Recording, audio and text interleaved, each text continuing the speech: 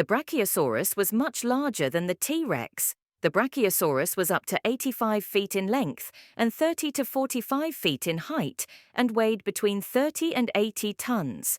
In contrast, the T-Rex was smaller in both length and height, typically growing up to 40 feet long and 12 to 20 feet tall, with a weight range of 5 to 9 tons.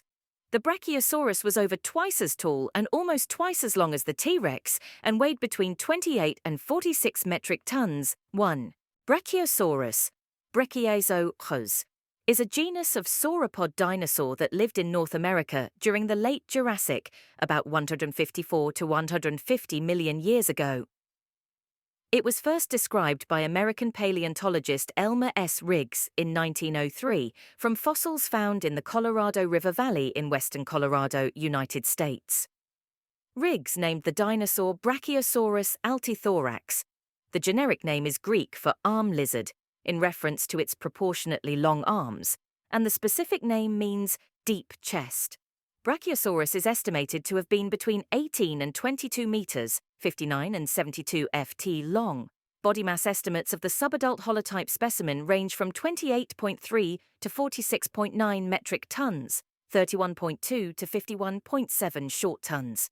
It had a disproportionately long neck, small skull, and large overall size, all of which are typical for sauropods. Atypically, Brachiosaurus had longer forelimbs than hind limbs, which resulted in a steeply inclined trunk and a proportionally shorter tail. Brachiosaurus is the namesake genus of the family Brachiosauridae, which includes a handful of other similar sauropods. Most popular depictions of Brachiosaurus are in fact based on Giraffatitan, a genus of brachiosaurid dinosaur from the Tendaguru Formation of Tanzania. Giraffatitan was originally described by German paleontologist Werner Janensch in 1914 as a species of Brachiosaurus, B. branchi, but moved to its own genus in 2009. 3 other species of Brachiosaurus have been named based on fossils found in Africa and Europe. 2 are no longer considered valid, and a third has become a separate genus, Lusotitan. The type specimen of B. altithorax is still the most complete specimen, and only a few other specimens are thought to belong to the genus, making it one of the rarer sauropods of the Morrison Formation. It is regarded as a high browser, possibly cropping or nipping vegetation as high as 9 meters, 30 ft off the ground. Unlike other sauropods, it was unsuited for rearing on its hind limbs. It has been used as an example of a dinosaur that was most likely ectothermic because of its large size and the corresponding need for sufficient forage, but more recent research suggests it was warm-blooded.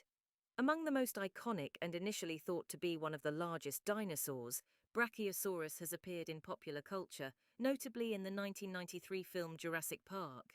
The site, Riggs Quarry 13, is located on a small hill later known as Riggs Hill. It is today marked by a plaque. More Brachiosaurus fossils are reported on Riggs Hill, but other fossil finds on the hill have been vandalized. During excavation of the specimen, Riggs misidentified the humerus as a deformed femur due to its great length, and this seemed to be confirmed when an equally sized, well-preserved real femur of the same skeleton was discovered. In 1904, Riggs noted, "Had it not been for the unusual size of the ribs found associated with it, the specimen would have been discarded as an apatosaur, too poorly preserved to be of value." It was only after preparation of the fossil material in the laboratory that the bone was recognized as a humerus. The excavation attracted large numbers of visitors, delaying the work and forcing Menke to guard the site to prevent bones from being looted. On August 17th, the last bone was jacketed in plaster. After a concluding 10-day prospecting trip, the expedition returned to Grand Junction and hired a team and wagon to transport all fossils to the railway station during 5 days. Another week was spent to pack them in 38 crates with a weight of 5,700 kilograms, 12,500 lb. On September 10th, Riggs left for Chicago by train, arriving on the 15th. The railroad companies let both passengers and cargo travel for free as a public relations gesture.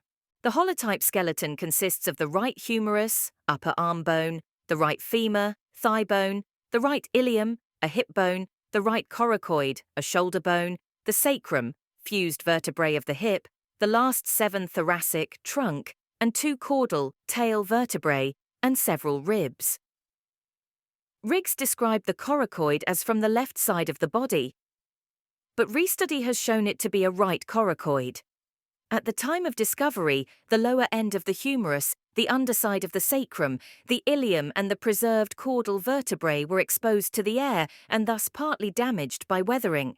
The vertebrae were only slightly shifted out of their original anatomical position. They were found with their top sides directed downward. The ribs, humerus and coracoid, however, were displaced to the left side of the vertebral column, indicating transportation by a water current.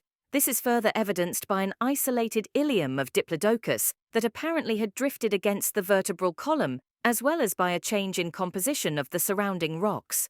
While the specimen itself was embedded in fine-grained clay, indicating low energy conditions at the time of deposition, it was cut off at the 7th presacral vertebra by a thick layer of much coarser sediments consisting of pebbles at its base and sandstone further up, indicating deposition under stronger currents. Based on this evidence, Riggs in 1904 suggested that the missing front part of the skeleton was washed away by a water current, while the hind part was already covered by sediment and thus got preserved. Riggs published a short report of the new find in 1901, noting the unusual length of the humerus compared to the femur and the extreme overall size and the resulting giraffe-like proportions, as well as the lesser development of the tail, but did not publish a name for the new dinosaur. In 1903, he named the type species Brachiosaurus altithorax. Riggs derived the genus name from the Greek bracheion, meaning arm, and sauros, savros, meaning lizard, because he realized that the length of the arms was unusual for a sauropod.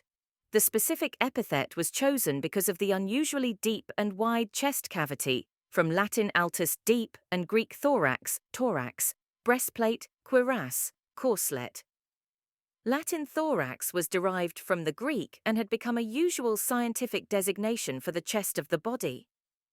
The titles of Riggs's 1901 and 1903 articles emphasized that the specimen was the largest known dinosaur. Riggs followed his 1903 publication with a more detailed description in a monograph in 1904.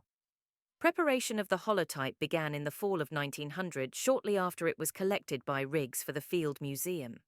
First, the limb elements were processed. In the winter of 1904, the badly weathered vertebrae of the back and hip were prepared by James B. Abbott and C.T. Klein. As the preparation of each bone was finished, it was put on display in a glass case in Hall 35 of the Fine Arts Palace of the World's Columbian Exposition, the Field Museum's first location. All the bones were solitarily still on display by 1908 in Hall 35, when the Field Museum's newly mounted Apatosaurus was unveiled, the very specimen Riggs had found in Quarry 12, and today catalogued as FMNH P251 and identified as a Brontosaurus exemplar. No mount of Brachiosaurus was attempted because only 20% of the skeleton had been recovered. In 1993, the holotype bones were molded and cast, and the missing bones were sculpted based on material of the related Brachiosaurus brantai, now Giraffatitan, in Museum für Naturkunde, Berlin. This plastic skeleton was mounted and in 1994 put on display at the north end of Stanley Field Hall, the main exhibit hall of the Field Museum's current building. The real bones of the holotype were put on exhibit in 2 large glass cases at either end of the mounted cast. The mount stood until 1999, when it was moved to the B concourse of United Airlines Terminal 1 in O'Hare International Airport to make room for the museum's newly acquired Tyrannosaurus skeleton, Sue. At the same time, the Field Museum mounted a second plastic cast of the skeleton, designed for outside use, which is on display outside the museum on the NW Terrace. Another outdoor cast was sent to Disney's Animal Kingdom to serve as a gateway icon for the Dino Land, USA area, known as the Olden Gate Bridge that connects the 2 halves of the fossil quarry-themed Further discoveries of Brachiosaurus material in North America have been uncommon and consist of a few bones. To date, material can be unambiguously ascribed only to the genus when overlapping with the holotype material, and any referrals of elements form the skull, neck, anterior dorsal region, or distal limbs or feet remain tentative. Nevertheless, material has been described from Colorado, Oklahoma, Utah, and then Wyoming, and undescribed material has been mentioned from several other sites. In 1883, farmer Marshall Parker Felch, a fossil collector for the American paleontologist Othniel Charles Marsh, reported the discovery of a sauropod skull in Felch Quarry 1 near Garden Park, Colorado. The skull was found in yellowish-white sandstone near a 1 meter long, 3 ft 3+1 to 2 in cervical vertebra, which was destroyed during an attempt to collect it. The skull was catalogued as YPM 1986 and sent to Marsh at the Peabody Museum of Natural History, who incorporated it into his 1891 skeletal restoration of Brontosaurus, perhaps because Felch had identified it as belonging to that dinosaur. The Felch Quarry skull consists of the cranium, the maxillae, the right postorbital, part of the left maxilla, the left squamosal, the dentaries, and a possible partial pterygoid. The bones were roughly prepared for Marsh, which led to some damage. Felch also collected several postcranial fossils, including a partial cervical vertebra and partial forelimb. Most of the specimens collected by Felch were sent to the National Museum of Natural History in 1899 after Marsh's death, including the skull, which was then catalogued as USNM 5730. Natural History, who incorporated it into his 1891 skeletal restoration of Brontosaurus, perhaps because Felch had identified it as belonging to that dinosaur. The Felch Quarry skull consists of the cranium, the maxillae, the right postorbital, part of the left maxilla, the left squamosal, the dentaries, and a possible partial pterygoid. The bones were roughly prepared for Marsh, which led to some damage. Felch also collected several postcranial fossils, including a partial cervical vertebra and partial forelimb. Most of the specimens collected by Felch were sent to the National Museum of Natural History in 1899 after Marsh's death, including the skull, which was then catalogued as USNM 5730. In 1975, the American paleontologists Jack McIntosh and David Berman investigated the historical issue of whether Marsh had assigned an incorrect skull to Brontosaurus, at the time thought to be a junior synonym of Apatosaurus, and found the Felch Quarry skull to be of the general Camarasaurus type, while suggesting that the vertebra found near it belonged to Brachiosaurus. They concluded that if Marsh had not arbitrarily assigned the Felch Quarry skull and another Camarasaurus-like skull to Brontosaurus, it would have been recognized earlier that the actual skull of Brontosaurus and Apatosaurus was more similar to that of Diplodocus. McIntosh later tentatively recognized the Felch Quarry skull as belonging to Brachiosaurus and brought it to the attention of the American paleontologists Kenneth Carpenter and Virginia Tidwell while urging them to describe it.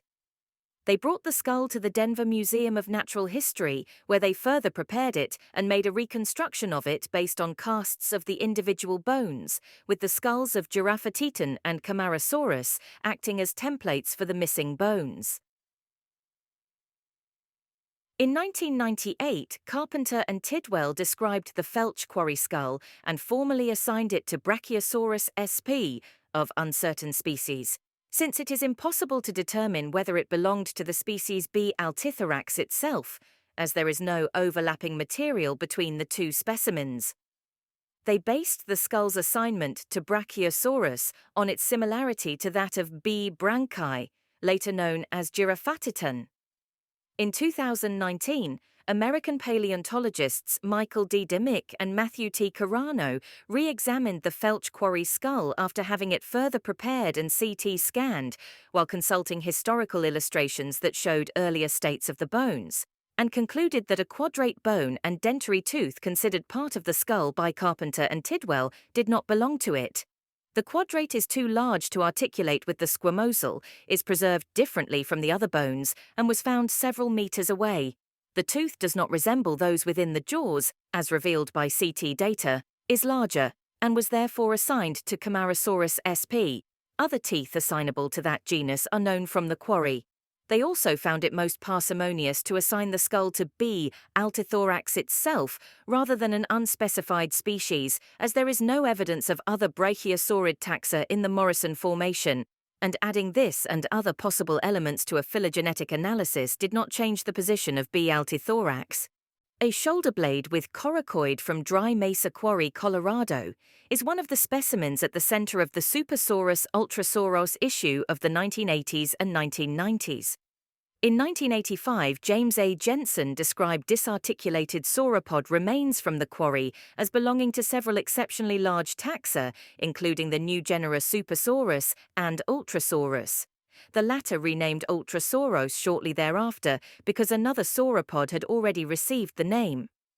Later studies showed that the ultrasaur material mostly belonged to Supersaurus, though the shoulder blade did not. Because the holotype of Ultrasauros, a dorsal vertebra, was one of the specimens that was actually from Supersaurus, the name Ultrasauros is a synonym of Supersaurus. The shoulder blade, specimen BYU 9462, previously BYU 5001, was in 1996 assigned to a Brachiosaurus sp. Of uncertain species by Brian Curtis and colleagues. In 2009, Michael P. Taylor concluded that it could not be referred to B. altithorax. The Dry Mesa ultrasaur was not as large as had been thought. The dimensions of the shoulder's coracoid bone indicate that the animal was smaller than Riggs's original specimen of Brachiosaurus. Several additional specimens were briefly described by Jensen in 1987. One of these finds, the humerus USNM 21903, was discovered in ca. 1943 by uranium prospectors Vivian and Daniel Jones in the Potter Creek Quarry in western Colorado, and donated to the Smithsonian Institution. Originally, this humerus was part of a poorly preserved partial skeleton that was not collected. According to Taylor in 2009, it is not clearly referable to Brachiosaurus despite its large size of 2.13 meters, 6 ft 11/3 in 4 in. Jensen himself worked at the Potter Creek site in 1971 and 1975, excavating the disarticulated specimen BYU 4744, which contains a mid-dorsal vertebra, an incomplete left ilium, a left radius, and a right metacarpal. According to Taylor in 2009, this specimen can be confidently referred to B. altithorax as far as it is overlapping with its type specimen. Jensen further mentioned a specimen discovered near Jensen, Utah, that includes a rib 2.75 meters, 9 ft 14 in length, an anterior cervical vertebra, part of a scapula, and a coracoid, although he did not provide a description. In 2001, Curtis and Statman ascribed 2 articulated dorsal vertebrae, specimen BYU 13023, from Dry Mesa Quarry to Brachiosaurus. Taylor in 2009 noted that these vertebrae are markedly shorter than those of the B. altithorax holotype, although otherwise being similar. In 2012, Jose Carbalido and colleagues reported a nearly complete postcranial skeleton of a small juvenile approximately 2 meters, 6 ft 7 in length. This specimen, nicknamed Tony and catalogued as SMA 0009, stems from the Morrison Formation of the Bighorn Basin in north-central Wyoming. Although originally thought to belong to a diplodocid, it was later reinterpreted as a brachiosaurid, probably belonging to B. altithorax. In 2018, the largest sauropod foot ever found was reported from the Black Hills of Weston County, Wyoming. The femur is not preserved, but comparisons suggest that it was about 2% longer than that of the B. altithorax holotype. Though possibly belonging to Brachiosaurus, the authors cautiously classified it as an indeterminate brachiosaurid. However, the assignment of these 2 specimens to their respective clades was later questioned by D. Emick and Carano in 2019. They considered the referral of Tony to B. altithorax be based on mistaken interpretations of the species' unique features or of the specimen itself, and deemed it worthy of further study. Analyzing photos of the large foot, Demick and Carano noted that the only feature that allowed referral to Brachiosauridae may have been influenced by damage to the bone it was found on, but did state that general similarities with Sonorosaurus and Giraffatitan suggested brachiosaurid affinities, but this, the authors stated, would be confirmed only through further study. Most estimates of Brachiosaurus altithorax's size are based on the related brachiosaurid Giraffatitan, formerly known as B. branchi, which is known from much more complete material than Brachiosaurus. The two species are the largest brachiosaurids, of which relatively extensive remains have been discovered.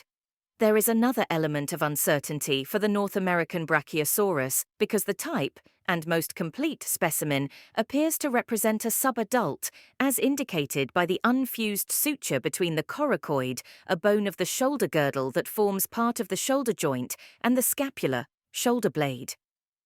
Over the years, the mass of the holotype specimen has been estimated within the range of 28.3, 46.9 metric tons, 31.2, 51.7 short tons.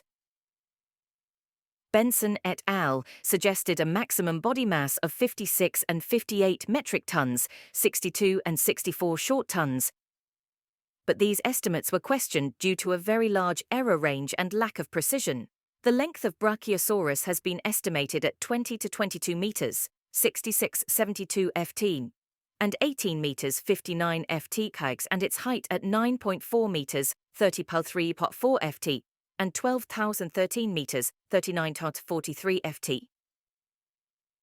While the limb bones of the most complete Giraffatitan skeleton, MBR2181, were very similar in size to those of the Brachiosaurus type specimen, the former was somewhat lighter than the Brachiosaurus specimen given its proportional differences. In studies including estimates for both genera, Giraffatitan was estimated at 31.5 metric tons, 34.7 short tons, 39.5 metric tons, 43.5 short tons, 38.0 metric tons, 41.9 short tons, 23.3 metric tons, 25.7 short tons, and 34.0 metric tons, 37.5 short tons. As with the main Brachiosaurus specimen, Giraffatitan specimen MB.R2181 likely does not reflect the maximum size of the genus, as a fibula, specimen HMXV2, is 13% longer than that of MBR2181. During the 20th century, several sauropods were assigned to Brachiosauridae, including Astrodon, Bothriospondylus, Pelorosaurus, Pleurocolus, and Ultrasauros. These assignments were often based on broad similarities rather than unambiguous synapomorphies, shared new traits, and most of these genera are currently regarded as dubious. In 1969, in a study by R.F. Kingham, B. altithorax, B. branchi, and B. attaliensis, along with many species now assigned to other genera, were placed in the genus Astrodon, creating an Astrodon altithorax. Kingham's views of brachiosaurid taxonomy have not been accepted by many other authors. Since the 1990s, computer-based cladistic analyses allow for postulating detailed hypotheses on the relationships between species by calculating those trees that require the fewest evolutionary changes and thus are the most likely to be correct. Such cladistic analyses have cast doubt on the validity of the Brachiosauridae. In 1993, Leonardo Salgado suggested that they were an unnatural group into which all kinds of unrelated sauropods had been combined. In 1997, he published an analysis in which species traditionally considered brachiosaurids were subsequent offshoots of the stem of a larger grouping, the Titanosauriforms, and not a separate branch of their own. This study also pointed out that B. altithorax and B. branchi did not have any synapomorphies, so that there was no evidence to assume they were particularly closely related. Thank you for watching. Please like and subscribe for more videos.